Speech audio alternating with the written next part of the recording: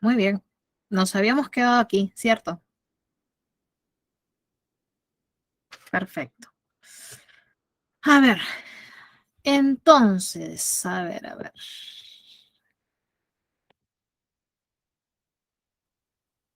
Voy a volver a remarcar porque ya lo habíamos hablado, pero igual no importa.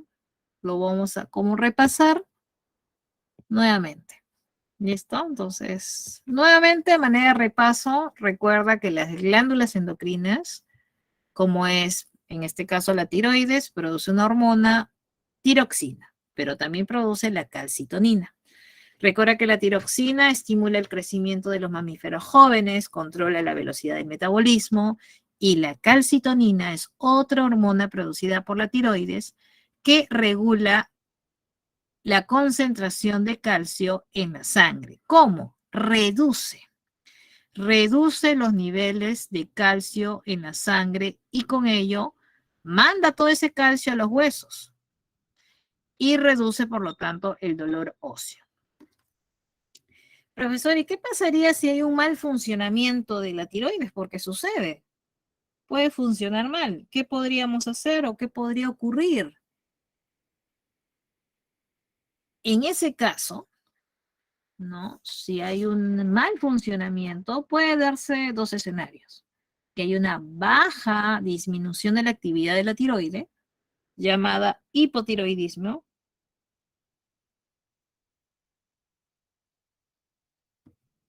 y podría darse varias situaciones, como es el bocio, que lo estamos viendo por acá.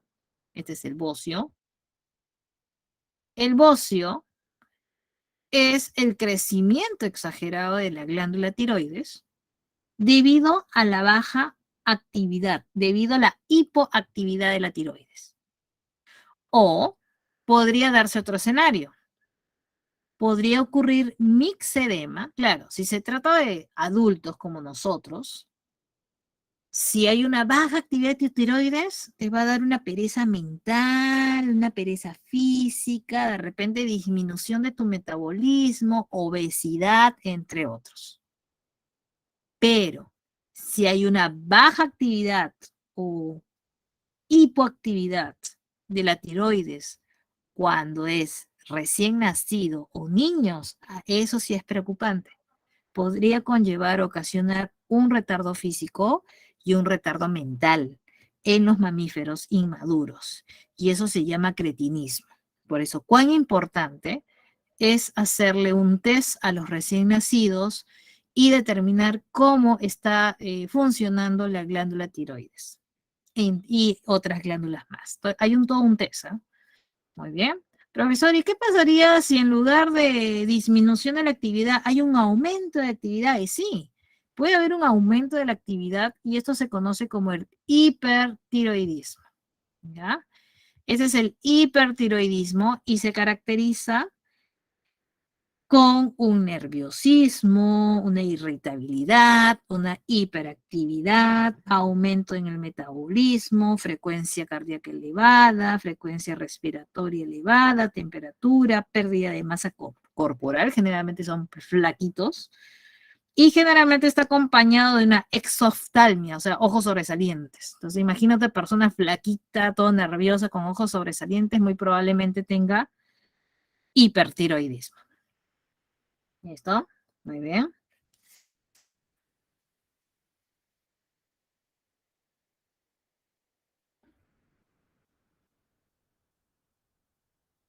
Ahora, cerca a la tiroides encontramos a cuatro pequeños grupos, a cuatro pequeños cuerpos ovales, perdón, embebidos en la parte posterior de esta glándula tiroides. Estos cuatro pequeños cuerpos ovales son los llamados glándulas paratiroides. Y estas glándulas producen una hormona llamada paratormona. ¿Listo? La paratormona, que mantiene el nivel de calcio sanguíneo a una concentración suficientemente alta como para permitir el normal funcionamiento del cuerpo, como es la actividad nerviosa y muscular. Profesora, entonces hace un rato nos dijo que la calcitonina reducía el nivel de calcio y la paratormona aumentaba el nivel de calcio a una concentración adecuada para que funcionara bien el cuerpo. Entonces, ¿no serán efectos contrarios, acciones contrarias? Sí. Eso se llama acciones antagónicas. Y la calcitonina y la paratormona son antagónicas. Tienen una acción antagónica, son antagónicas. Eso no te olvides, ¿ah? Son antagónicas. Perfecto. Muy bien. Profesora, a ver, repetición. La calcitonina, con esta imagen, ¿ah? La calcitonina reduce los niveles de calcio en la sangre. Por lo tanto, para reducir los niveles de calcio, obviamente no promueve que se libere calcio en los huesos, inhibe más bien la liberación de calcio, inhibe la absorción de calcio en los intestinos, inhibe la reabsorción de calcio en los riñones. Eso hace la calcitonina. En cambio, la paratormona va a los huesos, induce la liberación de calcio en los huesos para mandarlo a la sangre. A nivel de los riñones, aumenta la tasa de absorción o de reabsorción de calcio en los riñones y lo manda a la sangre. Y a nivel intestinal, aumenta la tasa de absorción de calcio en el intestino y lo manda a la sangre. Entonces, recuerda que la paratormona y la calcitonina tienen efectos contrarios. ¿Listo? Chicos, hacemos captura de pantalla para pasar a la siguiente.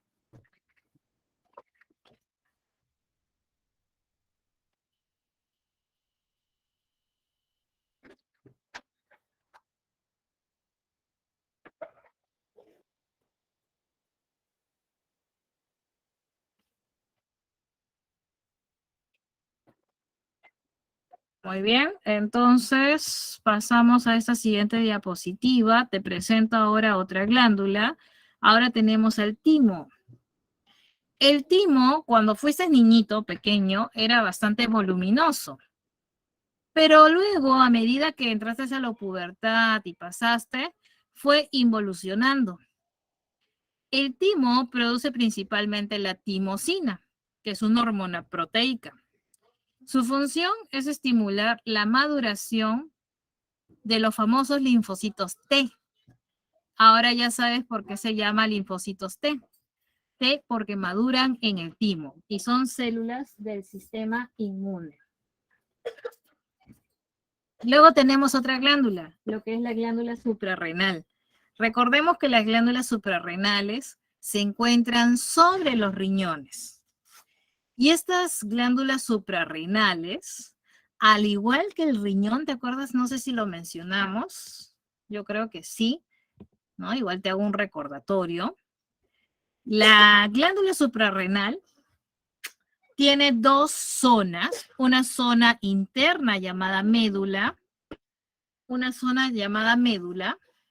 es una zona interna, y una zona externa llamada corteza. ¿Ya? Es una zona externa llamada corteza. ¿Listo? Claro, lo mismo lo veíamos en el riñón. En el caso de la glándula suprarrenal que está sobre los riñones, cada zona va a sintetizar hormonas de diferente acción. Las hormonas sintetizadas en la médula adrenal son hormonas que preparan al organismo para la acción, o sea, te preparan para luchar o para huir ante una situación de estrés. Por ejemplo, la adrenalina.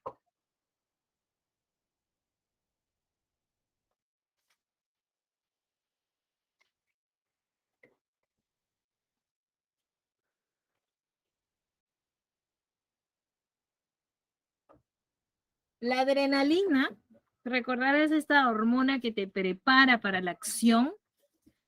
Tiene efectos muy conocidos, ¿no? Cuando estás en una situación de estrés, por ejemplo, y la adrenalina te ayuda, entre los efectos que podemos mencionar son la dilatación de los bronquios, aumento de la frecuencia cardíaca, el aumento de la tensión mental, de la dilatación de las pupilas, entre otros, ¿no? Todo lo que te sucede cuando vas a dar tu examen de admisión, ¿sí o no?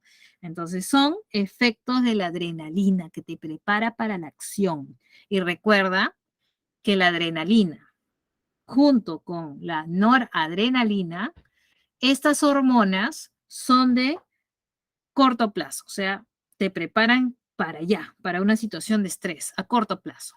En cambio, en la corteza adrenal se sintetizan hormonas con un efecto lento y de largo plazo. Estas hormonas están muy involucradas en el metabolismo, en la función renal, en el balance de sal, de la presión sanguínea, y todas estas hormonas producidas por la corteza adrenal son de naturaleza esteroidea. Así tenemos, por ejemplo, lo voy a anotar por aquí para que no te olvides, tenemos dentro del grupo de glucocorticoides, tenemos al cortisol.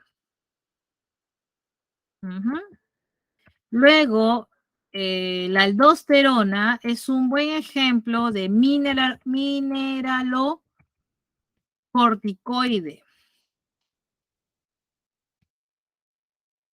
¿Listo? Y luego tenemos un grupo de hormonas también producidas por la corteza, que son los andrógenos, ¿no? Pero principalmente me interesa mucho los dos primeros, donde el cortisol, que es producido en respuesta a estrés, shock, dolor físico, dolor emocional, un frío intenso, infecciones, entre otras situaciones, esta hormona combate el estrés aumentando la concentración de glucosa en sangre. Por lo tanto, decimos que eleva la glucemia, ¿no? Entonces, ese es el efecto del cortisol, un glucocorticoide.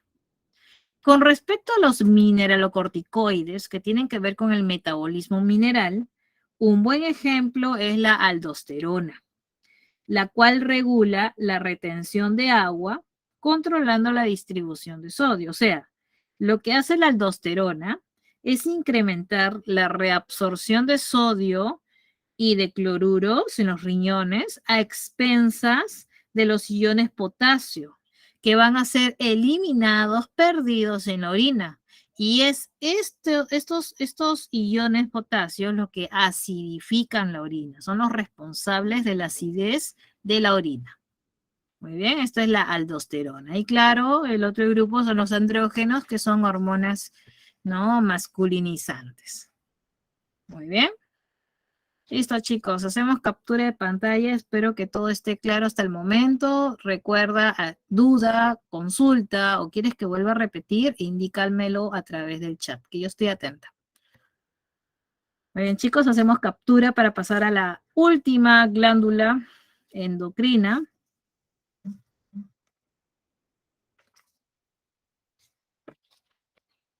Muy bien. Listo. Y la última glándula viene a ser el páncreas, ¿no? Hemos hablado del páncreas semanas atrás, ¿verdad? Semana número 4, si no me equivoco. Cuando te presenté a las glándulas exocrinas y glándulas endocrinas, y luego te dije, el páncreas es un ejemplo de glándula. ¿Qué es el páncreas? ¿Una glándula exocrina o endocrina o mixta? Exacto, es una glándula mixta, porque tiene su porción exocrina y su porción endocrina. A ver, chicos, pregunta, porque estás preparado, ¿no?, para el examen. Su porción exocrina, ¿qué libera, qué produce? ¿Qué produce la porción exocrina del páncreas?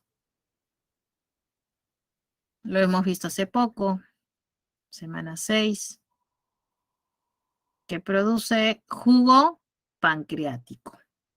Por eso te dice, el páncreas participa en la digestión. Claro, a través del jugo pancreático, que ya sabes también cuál es la finalidad del jugo pancreático en la digestión, y el cual desembocaba, ¿te acuerdas? A través del conducto de Wilson, desembocaba pues el jugo pancreático a nivel del duodeno, pues el páncreas se encuentra alojado acá en esa pequeña porción del intestino delgado que es el duodeno, ¿verdad? Entonces el páncreas participa en la digestión, pero ahora te cuento que el páncreas también tiene su porción endocrina.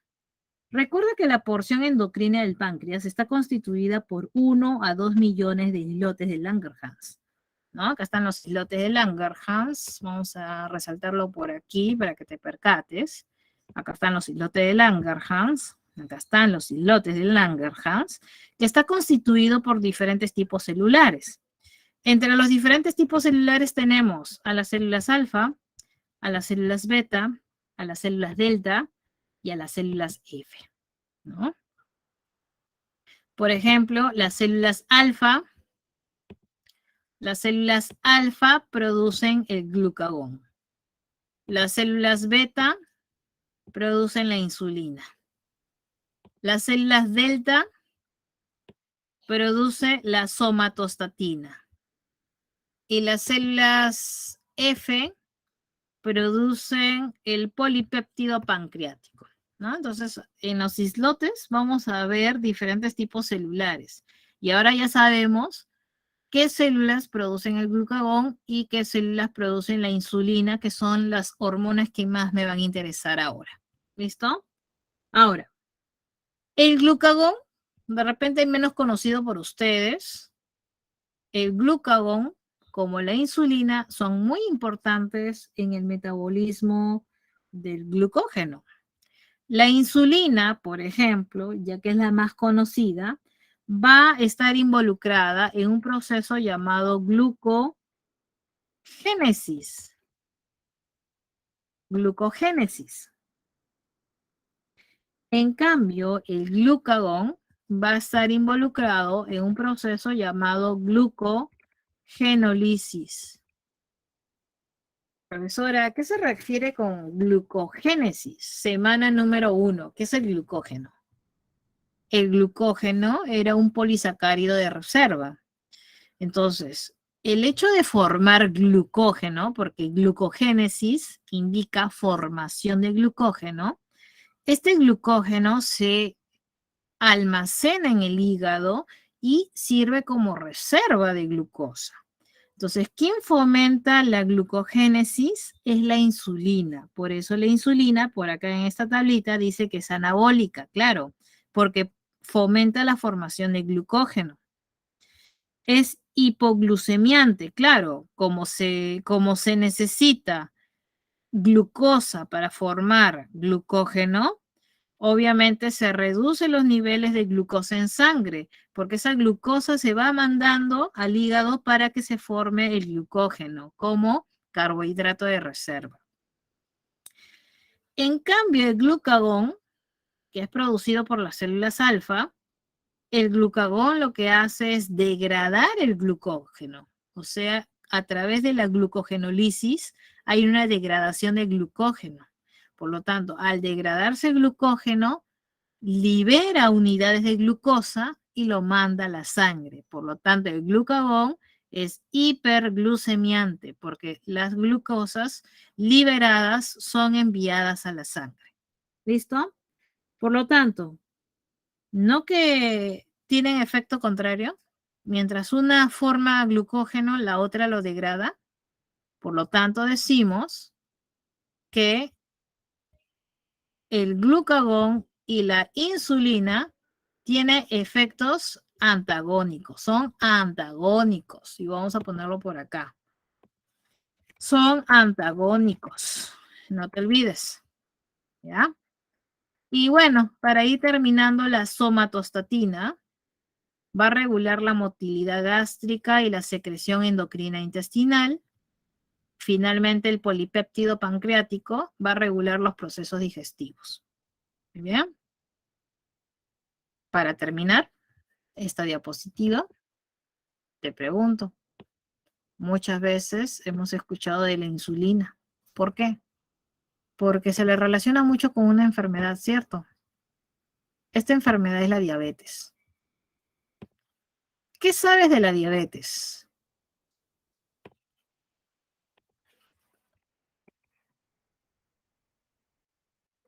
¿No? Siempre lo relacionamos con la diabetes. Insulina y diabetes. ¿Qué sabes de la diabetes? A ver, en una persona normal, en el páncreas, están los islotes de Langerhans y allí encontramos las células que producen la insulina, que ahora ya sabes, son las células beta. Muy bien.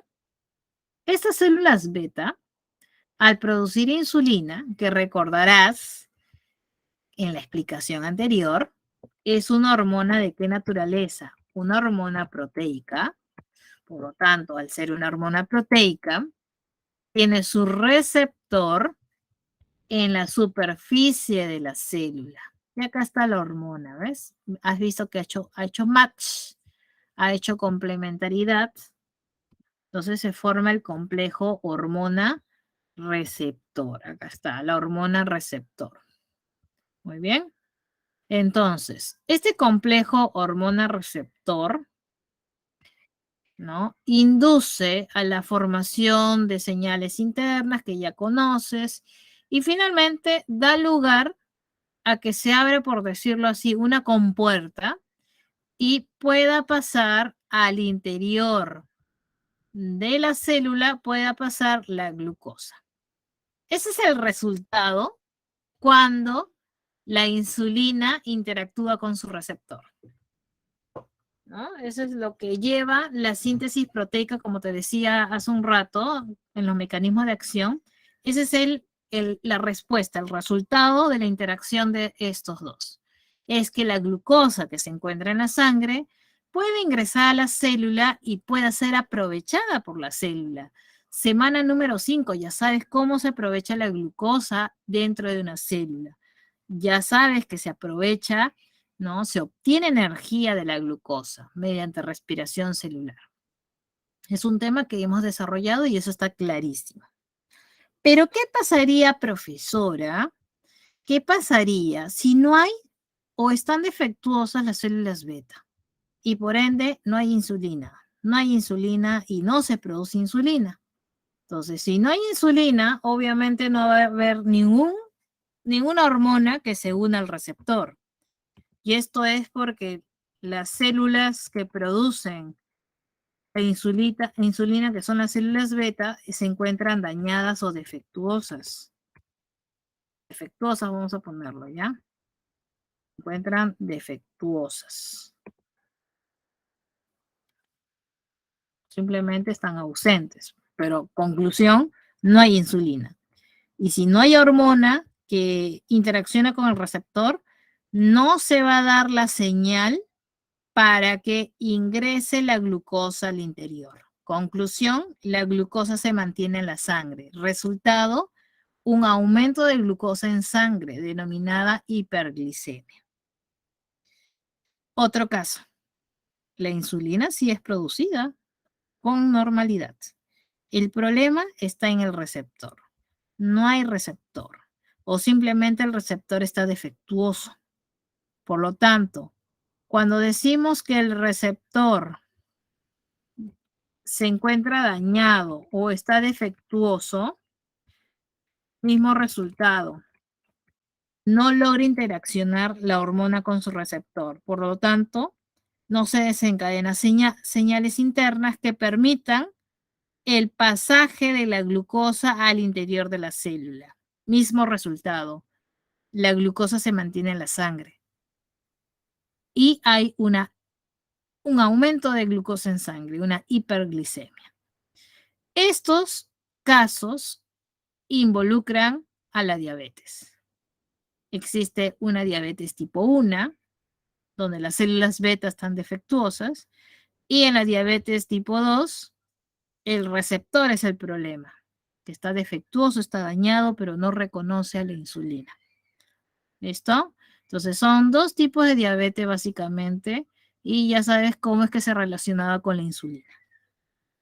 Para el caso de la diabetes tipo 1, sí, estas personas necesitan inyectarse insulina, pero en el segundo caso no es problema de insulina, produce insulina. El problema está a nivel de receptor. ¿Listo? Muy bien, chicos, hacemos captura de pantalla, por favor. ¿Alguna consulta?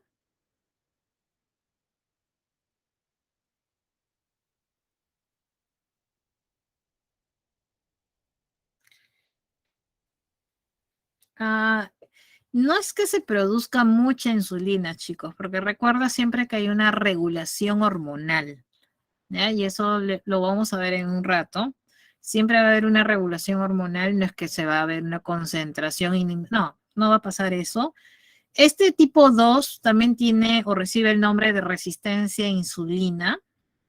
Y bueno, generalmente lo único que se hace para evitar la hiperglicemia, que eso sí es lo que se va a ver, debido a que no se utiliza glucosa y no puede ingresar a la célula, lo que sí se tiene que hacer en estas pacientes con diabetes tipo 2, tienen que llevar una adecuada alimentación, sin exceso de sin exceso de azúcares, una vida sana, alimentación sana, hacer deporte, entre otros, ¿no? Porque como te digo, el problema está a nivel de receptores y ahí ya no se puede hacer mucho, ¿no? Entonces, ese es el caso de la diabetes tipo 2, ¿ya? No es que haya demasiado, no, realmente no va por ahí, sinceramente, ¿ya? Muy bien, chicos. Muy bien. Y hace un rato habíamos hablado, ¿no? De la hipófisis. ¿Recuerdas de la hipófisis? Acá está, ¿no? ¿Te acuerdas de este esquema? Es la hipófisis, su lóbulo posterior, su lóbulo anterior. Y te acuerdas que el lóbulo anterior producía 6 hormonas, ¿te acuerdas? Y de estas 6 hormonas teníamos a la folícula estimulante y la luteinizante. Y estas hormonas a su vez inducían a estas glándulas o gónadas, que son los ovarios y testículos. Entonces, a eso vamos a hablar a continuación. Vamos a hablar de estas gónadas en el sistema endocrino. Recordando nuevamente, si este es un ejemplo, una imagen que te resume muy bien cómo es que el hipotálamo, estructura del sistema nervioso, va a estar regulando a la glándula maestra, que es la glándula pituitaria.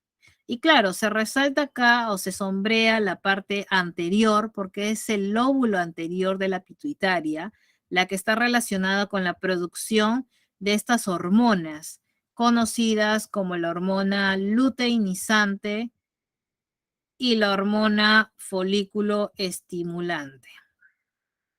Claro, ya te había mencionado la función de cada una de ellas, pero no hay problema, volvemos a repetir cuál es la función de cada una de ellas. Recordando, a ver, observando los apuntes, chicos, la folícula estimulante, ¿cuál es el papel? En el caso de las chicas, en el caso de las mujeres, ¿qué hacía la folícula estimulante? ¿Cuál es la acción de la folícula estimulante?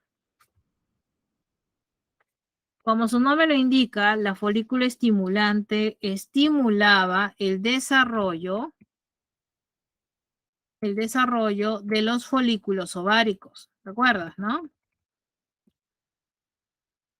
Es en el caso de las chicas.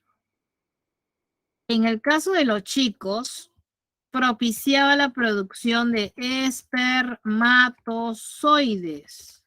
Espermatozoides. Entonces, la folícula estimulante en chicas promovía el desarrollo de folículos ováricos y en los varones la producción de espermatozoides, ¿no? Profesora, ¿y la luteinizante? La luteinizante también te lo había mencionado, pero no hay problema, lo notamos por acá. La luteinizante en chicas determina nuestra ovulación.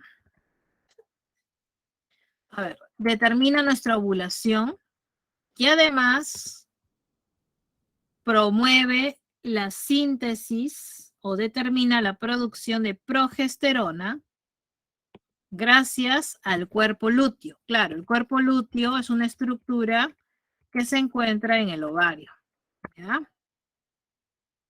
Y también la luteinizante promueve la producción de testosterona por las células de Leydig, ¿no? Y eso lo pongo por acá.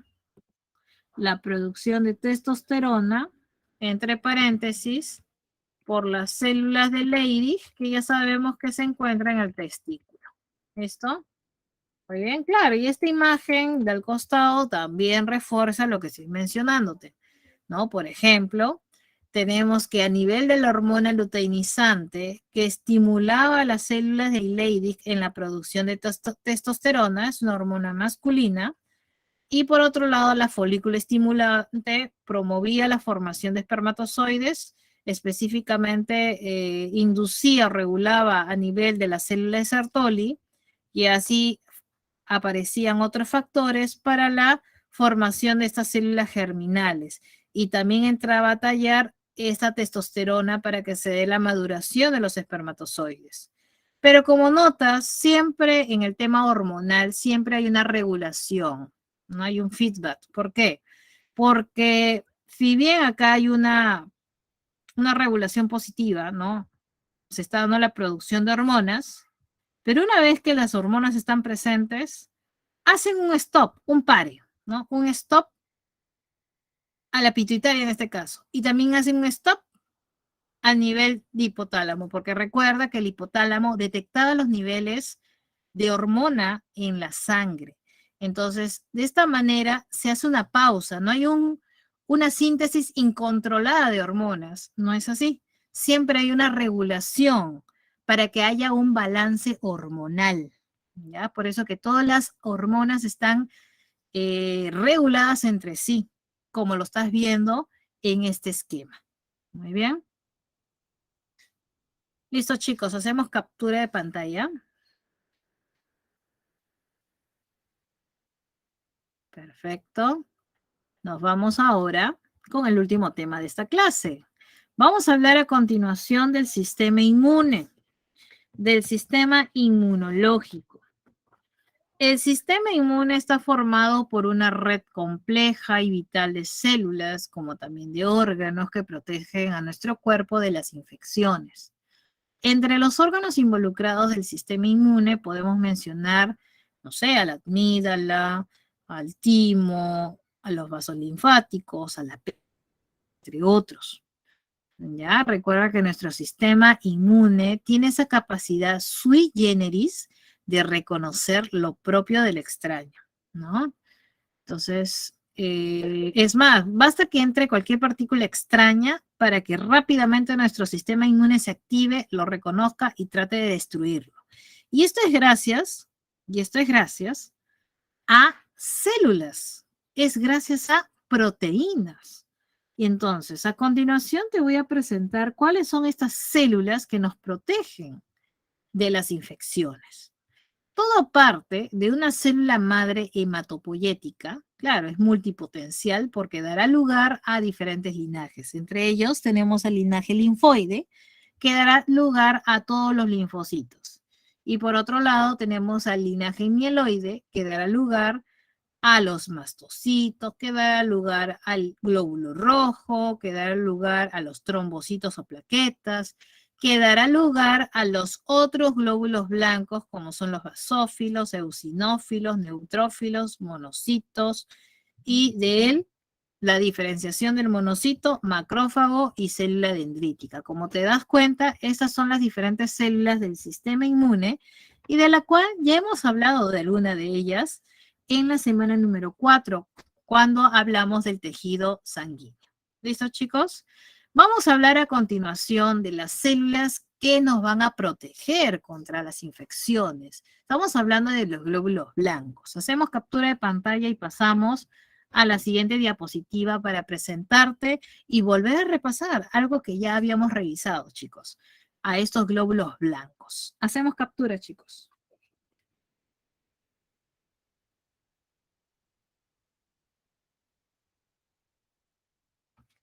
Muy bien. Y acá están. Estos son los glóbulos blancos. ¿no? Igual te lo voy a colocar aquí para cuando hagas captura de pantalla te acuerdes quiénes son ellos. Ellos son los leucocitos o también conocidos como los glóbulos blancos. Recordarás en una clase anterior, te dije, los glóbulos blancos o bien puede ser de tipo granulocito o pueden ser agranulocitos. Dentro de los granulocitos tenemos al neutrófilo, al eosinófilo y al basófilo. Y dentro de los agranulocitos teníamos al monocito y al linfocito. Recuerda que el monocito luego se diferenciaba en macrófago, ¿ah? ¿Ya? Muy bien, entonces hablemos de cada uno de ellos recordando lo que alguna vez repasamos. De todos los glóbulos blancos, los neutrófilos son nuestra primera línea de defensa, por ende son los más abundantes de todos los glóbulos blancos. Representan del 60 al 70% del total de glóbulos blancos, de la población de glóbulos blancos. Son los más abundantes, como te decía. Y en su citoplasma vamos a encontrar estos gránulos que le permiten ingerir, le permiten destruir a los microbios invasores en los tejidos. Como te das cuenta, su núcleo o puede tener 2 lóbulos o a más lóbulos, 5 lóbulos como más. Los eosinófilos, por otro lado, son células con un núcleo bilobulado, gránulos en su citoplasma, y ellos se encargan de fagocitar los complejos antígeno-anticuerpo. Van a constituir menos del 4% de la población total de glóbulos blancos. Y luego tenemos los basófilos. Ellos sí son los menos abundantes, los menos numerosos, porque pueden llegar a ser cerca del 1% del total. Y presentan también un núcleo bilobulado.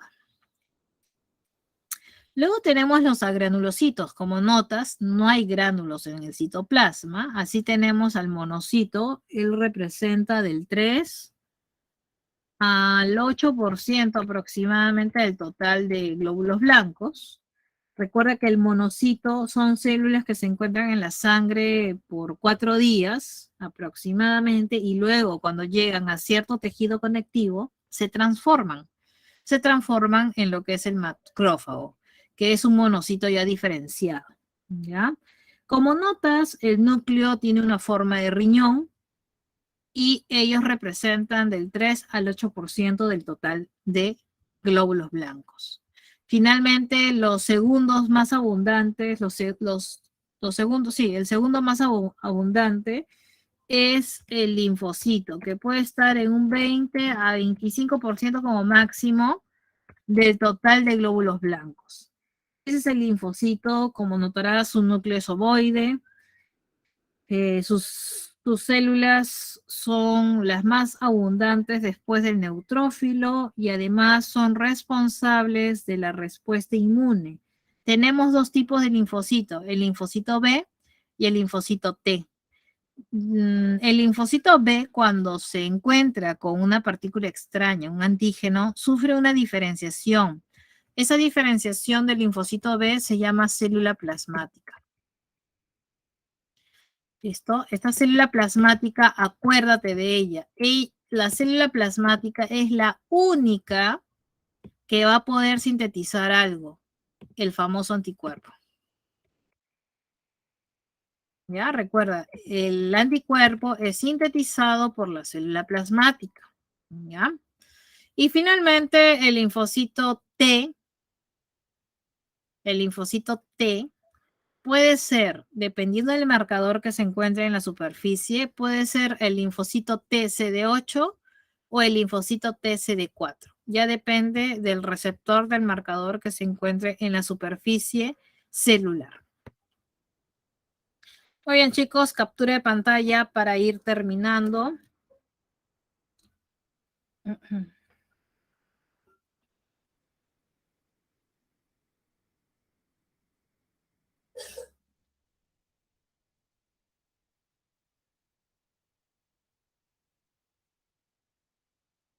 Muy bien. Dejo de presentar y nos vamos ya con las últimas diapositivas. Estas son las células del sistema inmune. Ahora te voy a presentar a las proteínas. Las proteínas del sistema inmune, claro, son sintetizadas generalmente por las células del sistema inmune, como por ejemplo los anticuerpos, ya sabemos que son sintetizadas por las células plasmáticas. Y recuerda que los anticuerpos son proteínas específicas, ¿ya? Son proteínas específicas contra el, el patógeno o contra el antígeno, ¿no? Por ejemplo, ahí te muestran una imagen de los anticuerpos específicos para el virus del SARS-CoV-2, ¿no? Entonces, este anticuerpo que es liberado por la célula plasmática es específico para este virus. Ojo, este anticuerpo no puede ser utilizado o no va a servir para otro virus, no, es específico para el SARS-CoV. Es el único que va a permitir, lo va a bloquear. O sea, lo que hacen los anticuerpos es bloquear, opsonizar al antígeno. ¿Listo? Entonces, ese es el anticuerpo, ¿no? Son proteínas específicas. Luego tenemos las citoquinas, que son compuestos solubles responsables en gran parte de la regulación de la respuesta inmune. Ahora, las citoquinas pueden ser sintetizadas o secretadas por por linfocitos. Es así que estas citoquinas secretadas por linfocitos van a recibir el nombre de linfoquinas. O si son sintetizadas o secretadas por monocitos, reciben el nombre de monoquinas. Pero de manera general, acuérdate que las citoquinas lo que hacen es amplificar o incrementar una respuesta inmune que está en curso, o simplemente se encargan de suprimir una respuesta inmune en funcionamiento. Eso es lo que hacen las citoquinas. Por otro lado, las proteínas del complemento van a ser una familia de compuestos que junto con los anticuerpos actúan para propiciar una respuesta inmune adecuada. Esas son las proteínas del complemento. ¿Ya? Entonces, estas proteínas pueden unirse al complejo formado antígeno-anticuerpo y de esta manera hace que se lleve a cabo la fagocitosis o la lisis de la célula infectada. ¿Ya? Entonces, esa es la acción de la proteína del complemento. Muy bien. Hacemos captura de pantalla, chicos, para pasar a la última diapositiva. ¿Todo claro? No hay dudas, ¿cierto? ¿Vamos bien? Listo, chicos, si te presento finalmente esta diapositiva donde te presento este último tema, que es la inmunidad. Recuerda que la inmunidad es la capacidad que tiene un organismo para poder resistir al ataque de los agentes patógenos. Existen dos clases de inmunidad. Tenemos acá una inmunidad llamada activa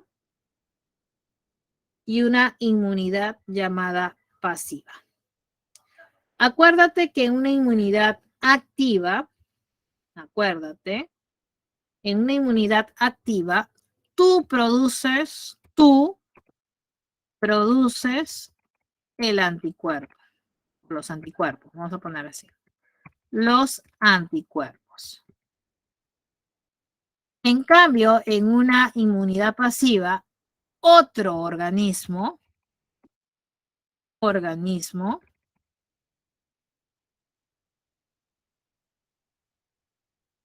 produce el anticuerpo. Muy bien. Esa es la diferencia, chicos. Bueno, te lo he planteado así para que te acuerdes. Entonces, profesora, a ver, explícame a qué se refiere que yo voy a producir mis anticuerpos. A su vez, la inmunidad activa puede ser natural o puede ser artificial.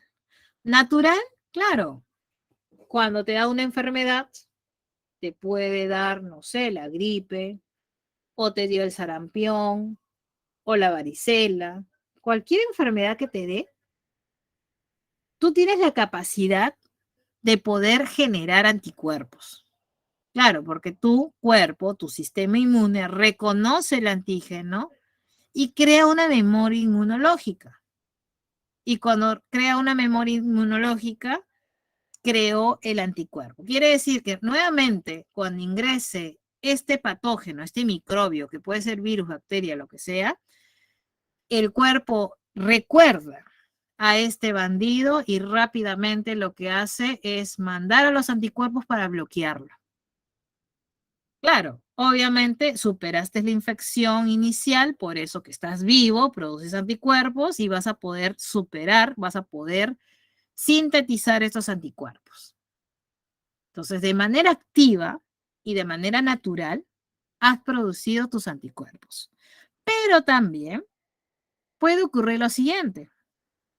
Puede ser que alguien te inocula un fragmento de este antígeno, un fragmento de un microbio, de un patógeno, para, para que tú puedas tener memoria inmunológica.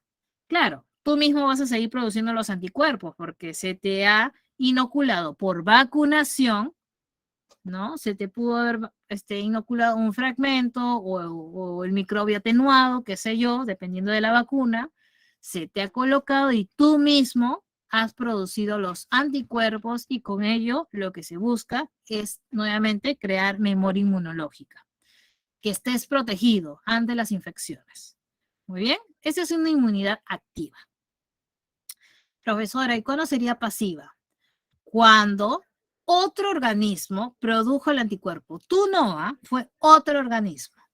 Si es de manera natural, ¿quién es la responsable? Tu mamá. Sí, tu mamá, como todo ser vivo, también tiene anticuerpos y ella a través de la lactancia o a través de la placenta te comparte anticuerpos para que te protejas, ¿no? De las infecciones. Pero basta que se corte la lactancia, por ejemplo, tu mamá deja de pasarte o de compartirte esos anticuerpos. Por eso, cuán importante es, chicos, que la lactancia materna sea por lo menos hasta los 2 años de edad, según indica la Organización Mundial de la Salud. Porque mientras que mamá te pase sus anticuerpos, te da chance a ti de ir madurando en cuanto a sistema inmune.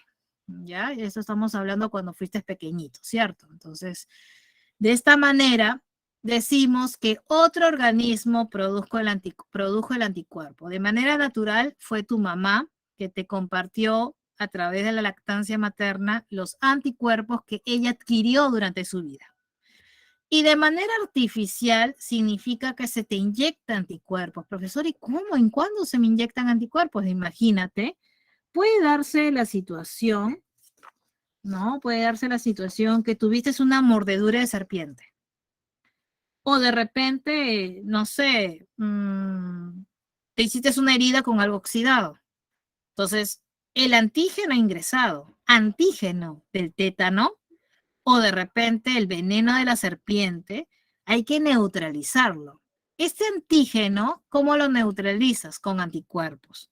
Anticuerpos que se te inocula por inyección y esos anticuerpos fueron sintetizados, sea en laboratorio o producidos por animales. El caballo, por ejemplo, es muy utilizado para producir anticuerpos. Entonces, de esta manera se te inyectan anticuerpos que van a ser contra antígenos como son los toxoides tetánico, el toxoide diférico o contra veneno de serpiente y de araña. Muy bien, chicos. Estos son los tipos de inmunidad, activa y pasiva. Finalmente, recuerda que nuestro organismo se protege frente a infecciones. Hay mecanismos innatos, quiere decir que nacemos con ellos y actúan de manera no específica, o sea, contra cualquier patógeno. Es así que los mecanismos innatos externos pueden ser barreras físicas, barreras químicas o tu flora intestinal. Por ejemplo, una barrera física puede ser la piel, que evita que los microbios se asienten, Las barreras químicas, como el moco, engloba las partículas extrañas, las lágrimas, saliva, tiene un efecto de lavado. La flora intestinal, las bacterias intestinales impiden que los patógenos se instalen. Por otro lado, también tenemos mecanismos innatos internos. Acá encontramos al famoso interferón, ¿te acuerdas? Lo hemos hablado semana número 2. Son proteínas secretadas por células infectadas por virus. Las proteínas del complemento son, ya lo he mencionado en una diapositiva anterior, son proteínas, son complejos macromoleculares de proteínas que provocan la lisis de las células o atraen a los fagocitos para que se dé la fagocitosis y eliminación del complejo antígeno-anticuerpo.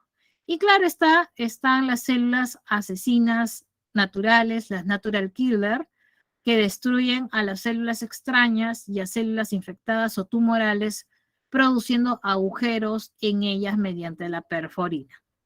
¿Listo? Entonces estos son los diferentes mecanismos innatos de defensa. Hay que repasarlos, chicos. Por favor, hacemos una captura de pantalla.